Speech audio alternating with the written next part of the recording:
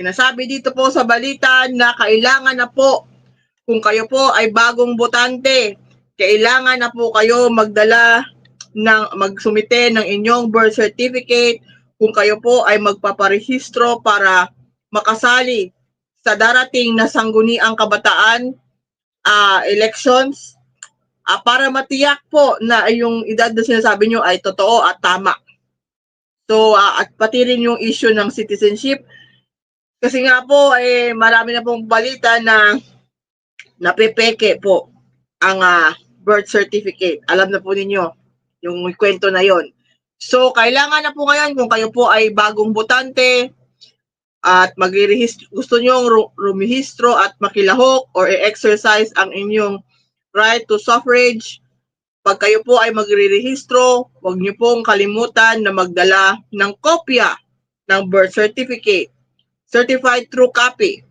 Ang hihingin po ng COMELEC kung kayo po ay magre-rehistro kung gusto po ninyong bumoto. Malinaw? Yun nga, para matiyak kung kayo po ay Pilipino at kayo po ay nasa edad ng magiging botante. So, importante po yon.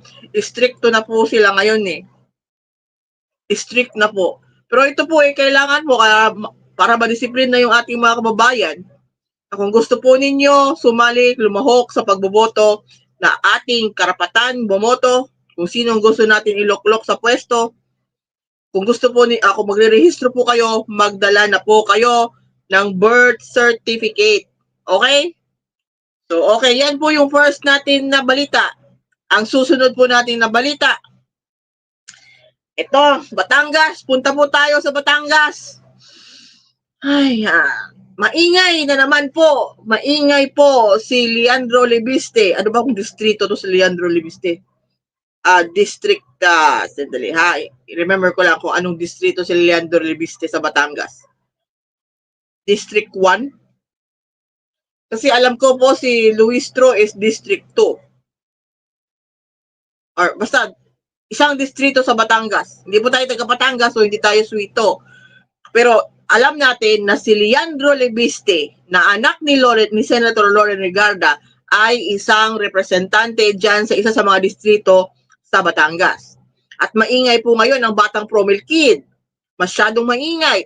Masyadong nagtututuro.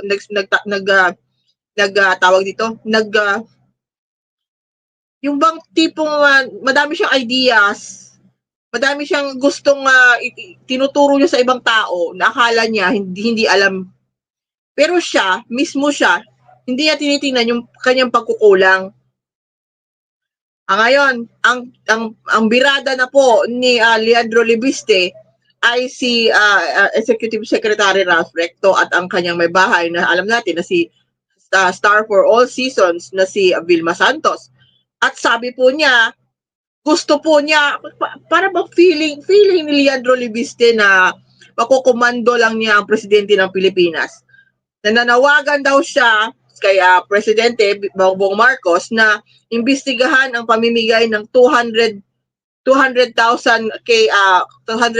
ayuda na pinangunahan ni Executive Secretary Ralph Recto doon sa Batangas. Doon sa lugar ni Tita V, ni Ate V. Leandro, before ka bata, Promil Kid, na binigyan mo ng masamang imahe ang Promil. Bata, before ka magtututuro sa ibang tao, ayusin mo muna problema mo sa Department of Energy. Meron ka pang babayaran na 24 billion pesos. Gusto mong tumulong sa gobyerno, Promil Kid, bayaran mo yung penalty mo sa Department of Energy. Dahil sa hindi mo natupad na mga pagbigay ng enerhiya, solar energy, doon sa national grid, kulang yung nangontrata ka, nag-promise ka na magdi-deliver ka ng certain amount of wattage sa national grid. Hindi natupad ng kumpanya mo yon, Promil Kid. Kaya ikaw ay pinatawan ng Department of Energy ng 24 billion pesos penalty. dahil sa hindi mo pagtupad sa inyong kontrata. Di ba? Hindi mo pagtupad, tapos ibang tao, yung mga ginagawa ng ibang tao, pinupuna mo. Uy, hindi ka ba naturuan ng maayos ng mother mo? Ha? Bago ka mamuna sa ibang ginagawa ng ibang tao, unahin mo muna sarili mo, yung mga ginagawa mo na kailangan tuwirin. Ha? Hindi ka ba napalo ng mother mo? My God. Hindi ka ba napagsabihin? Hindi ka ba inaano ng ina mo? Pinagpapayuhan na, Dong, unahin mo muna problema mo before ka mag-ano sa ibang tao. No? Yung 24 billion mo, sinasabi mo, ang kapal ng mukha nito ni Leandro Levisti, ang kapal po. Sinasabihan niya yung gobyerno na magtipid dahil nga sa krisis, magtipid. Pero meron siyang babayaran na 24 billion pesos sa gobyerno dahil sa hindi pagtupad ng kanyang promises na magbigay ng wattage, kuryente na nanggaling sa kanyang kumpanya na merong prangkisa galing sa House, sa Congress. Binigyan ng 25 years po yung prangkisan niya. And then the next thing we know, binaligya niya. He sold his company. With yung may connection doon sa prangkisa niya. Magulo po, ang tinawag po doon ay corporate layering. Sa mga subscribers ko at mga followers ko na alam na sumusubaybay na po sa akin sa TPL3 na page na medyo nawawala-wala po ngayon kasi nga in-unpublish po ng Meta. Ewan ko ba kung bakit tinanggal lang po dahil ang violation ko ay sinabi doon ay ini-impersonate ko daw yung sarili ko. Yung mga sumubaybay sa akin sa TPL3 last year, nandoon po lahat, sinulat ko po doon lahat about kay Leandro Levisti. Nandoon po, nakadetalye yung lahat doon. So kung makita po ninyo, hanapin po kung gusto nyo po malaman, nandoon po nakadetalye from yung nare-remember ko po yung isa sa pinakagrabe ko na nasulat na na-viral talaga po. Yung sinabi ko doon na si Leandro Levisti ay isang bilyonaryo pero wala siyang kumpanya. Wala siyang ginawa, he didn't build anything. Laway lang. Pinasapasa lang niya yung kanyang kumpanya. Laway puhunan niya pero bilyonaryo siya. Nandun po yun. And I remember that particular write-up, it garnered around more than 5,000 shares. Yung write-up na lang. Yung simple lang po yung write-up, hindi naman yung gagaano ka haba. Pero yun po, na doon ko sinabi, I think ako yata yung pinakauna nagsabi, na itong si Leandro Levisti, isang bilyonaryo na walang ginawa.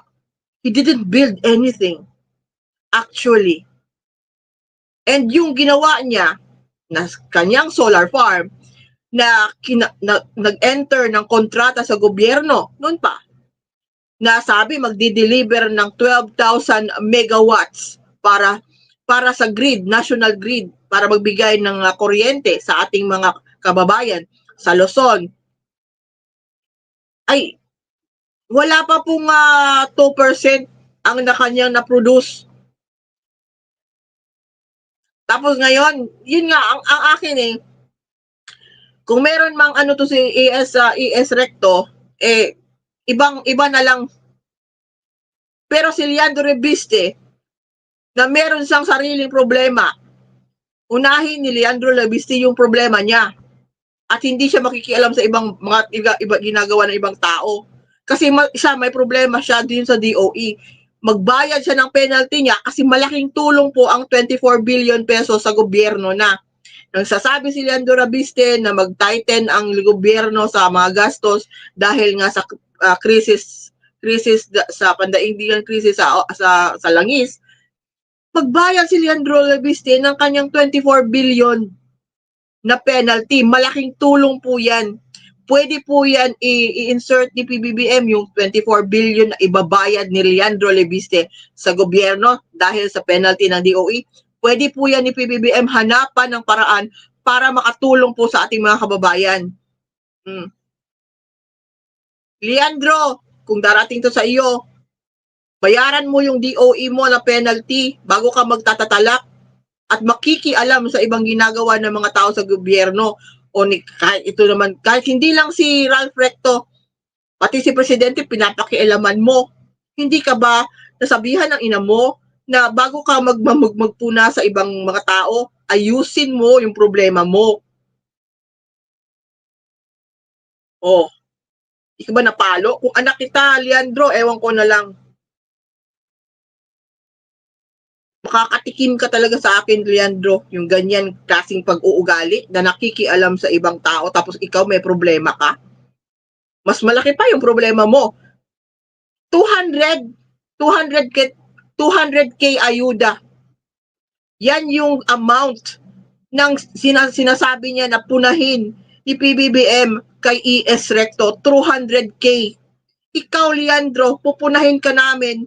Yung kailangan sa'yo ng DOE is 24 billion pesos. Anong mas malaki? 24 billion o 200k? Di ba ikaw? What if, alam naman natin ang mga Recto may kaya. May kaya din yan. What if yung 200k na pinupuna mo sa kanila ay galing sa kanilang sariling pera? Ha, Leandro? Ikaw punahin namin yung 24 billion mo na pinagkait mo sa Pilipinas kasi hindi ka yung kumpanya mo hindi nag-ano sa agreement. Hindi nag-produce ng energy na inagree. At kailangan mo ngayon magbayad ng 24 billion pesos. Inuna mo pa bumili ng bahay ni Rizal doon sa Germany. Ganun ka maggasta ng pera. At feeling mo ikaw ang si Jose Rizal. Excuse me. Si Jose Rizal nakatapos ng pag-aaral, Leandro. Ikaw hindi, drop out ka eh. Kahit sabihin natin doon ka nag-aral sa labas. Si Rizal nakagawa ng 2 libro. Ikaw, anong ginawa mo? Solar energy, pero hindi nga nagpo-produce. Si Rizal, ophthalmologist. Ikaw, 4 eyes. Leandro, again, bago ka mamuna ng iba, ayusin mo yung problema mo, bayaran mo yung penalty mo sa DOE. Yun. Oh. Big ka na. Dapat alam mo yan. Big ka na. Huwag ka mag-ano kay mami, sa mama mo. Pero hindi si sariling ano na yon si mami mo. Papalaban ka lang. Anyway, so yon. Leandro, bayaran mo yung penalty mo sa Department of Energy. Bago ka mamuna ng ibang tao sa gobyerno. Dami mong satsat. Ganyan mo, winawaldas yung pera mo na binayad sa'yo. Magkano ba yon? 33 billion pesos ang bayad sa'yo ng kumpanya ni Manny Pangilinan para mabili ang ano mo, business mo, 33. So, kung magbabayad ka, may matitira pa sa'yo konti. Bilyones pa rin. Tapos ibabayad mo, ginasta mo lang pong bili ng bahay ni Rizal doon sa ibang bansa. As if titira ka doon. Sana multuhin ka ni Rizal. Yun lang. At saka, paano pa ba? Tsaka, yung ginagawa mo sa social media na mga troll farm mo, Tapos kinasuhan mo pa si Yusek Claire Castro. Ewan ko sa'yo, sinong ano mo. Hindi ikaw, I have news for you, Promel Kid. Promel Kid ka, pero hindi ibig sabihin na ikaw ay ang pinakamatalino dito sa balat ng lupa. May mas matalino pa sa'yo, may mas matanda pa sa'yo na alam ano ang mga nangyayari sa bagay-bagay. Madami ka pang kakainin na bigas at iinumin na gatas, Promel Kid. Diba? So next, nakaka-high blood si Promel Kid. Buti na lang po, hindi Promel ang pinainom ko sa mga anak ko. Hindi. Baka pag pinainom ko yan, yun po. So next, unnamed business associate and corporate entity included in asset freeze. Alam na po natin kung sino tinutukoy nito na asset freeze. Ang tinutukoy po ay si dating speaker Martin Romualdez at ang kanyang may bahay at ang kanyang isang kaibigan or I think ano mo yung classmate niya sa law school. I forgot the name, pero yun nga, ang tinutukoy po na to itong news na yan ay si dating speaker na Congressman Martin Romualdez ng 1st District of Leyte at si Yeda Romualdez ng Tingog Party List. Sila po. Ini-freeze po nga daw ang kanilang 25 bank accounts dahil sa flood control probe. Hindi ko maintindihan kung bakit siya yung pinag-iinitan ngayon, si Martin Romualdez. Pero alam naman po natin na meron pang mas grabe po kaysa sa kanya patungkol po sa flood control na ito. Hinihintay po natin ang mga kaso or pag-freeze na ganitong mga hakbang kay dating Senate President Chis Escudero, Senator Joel Villanueva, Senator Jinggoy Estrada. Bakit sila yung napangalanan doon sa Blue Ribbon Committee hearings? Sila yung madaming na mention. Joel Villanueva, Jinggoy Estrada, at Chis Escudero. Sila yung 30 names na yon ang laging na-mention ng mga resource persons at witnesses doon sa hearing na yon. Na-mention ang name ni dating Speaker Martin Romualdez once. Si Curly Discaya, na-mention niya, name drop siya.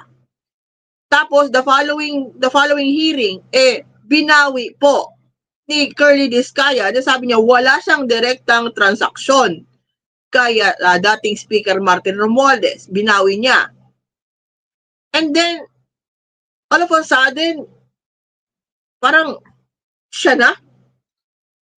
Paano yung iba?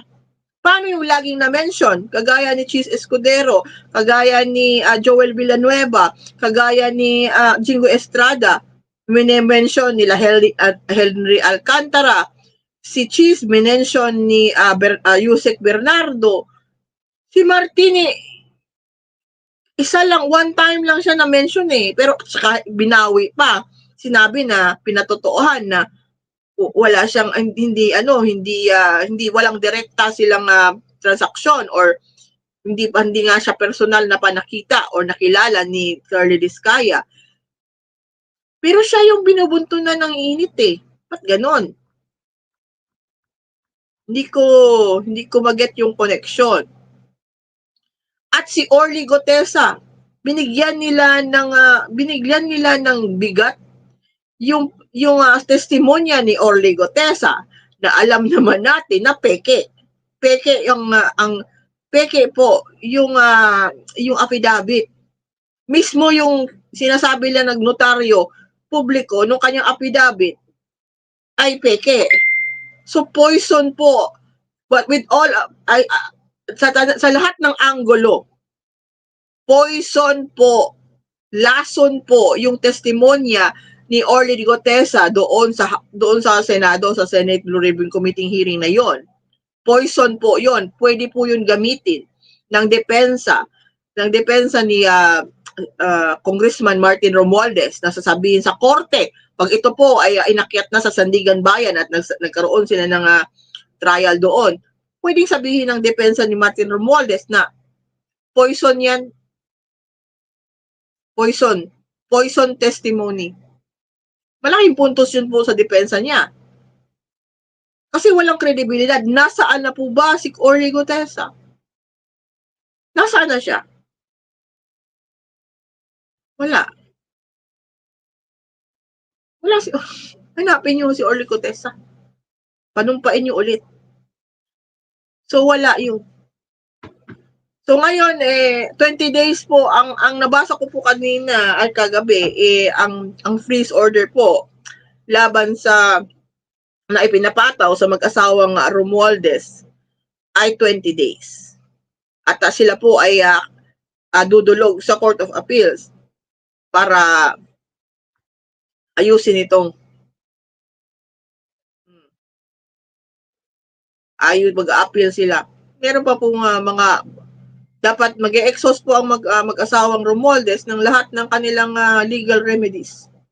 Dapat gagasto sila niyan.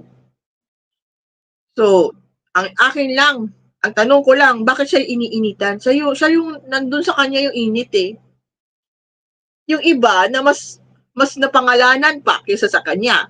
Yung iba na may papeles, may paper trail sa kanya, siya na hindi pumirma, itong si Romualdez, hindi po pumirma doon sa BICAM report, hindi po siya pumirma, nag-endorso siya noon, pero hindi siya pumirma. Ang napagkakapagtaka ay itong si Chis Escudero, pumirma po siya for the very first time na ang isang Senate President ay nakisali-sali sa isang BICAM hearing, committee hearing. Usually po, hindi po sumasali ang Speaker of the House at Senate President sa mga BICAM committee hearings. Hindi po sila pumipirma sa report. Iba po si Chis Escudero noong 2025 na national yung budget ng BICAM. Doon pumirma siya. Itong si Romualdez wala po pirma. Hindi nakialam. So yun, hindi na po ito unnamed, named na po ito.